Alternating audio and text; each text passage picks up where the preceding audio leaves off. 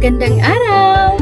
Sa araling ito ay pag-uusapan natin ang retorikal na pangugnay, mga pangugnay na ginagamit sa akda, ang pangatnig na panubali at pandagdag.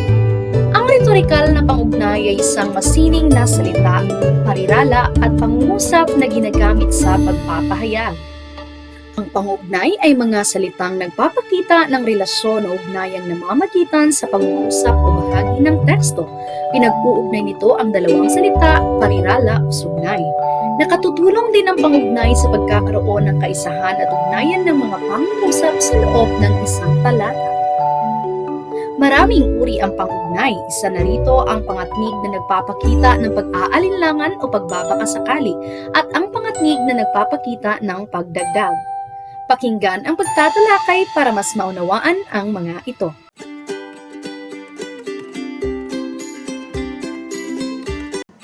Ginagamit natin ang mga pangatnig na pandagdag kapag tayo ay nagsasaad ng pagpupuno o pagdadagdag. Ang mga halimbawang pangatnig nito ay yung at, saka, at pati. So sa halimbawang pangungusap na ito, maliligo ako ngayong umaga at pupunta sa mall mamayang tanghali. So, ang at ay and sa Ingles. Yung tatlong ito, at sa kapati, ay purong and sa Ingles.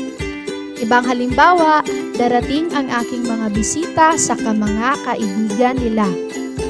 Pangatlong halimbawa, ang paghuhugas, pagwawalis, pagluluto, pati pagliligpit ng mga bagay ay ginawa ko sa bahay.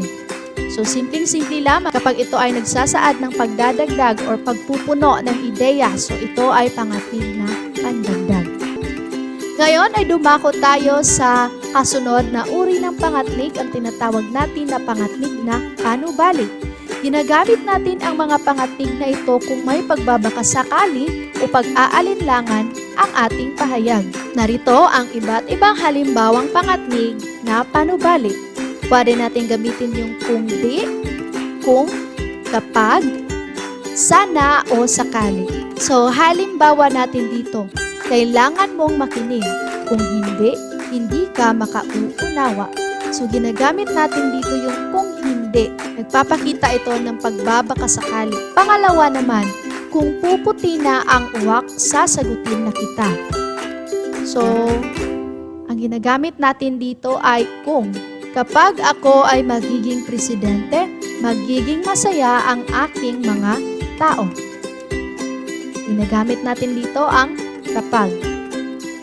At matatandaan mo sana ang mga aralin natin. At panghuli, sakaling babalik pa siya, huwag mo na siyang papasukin.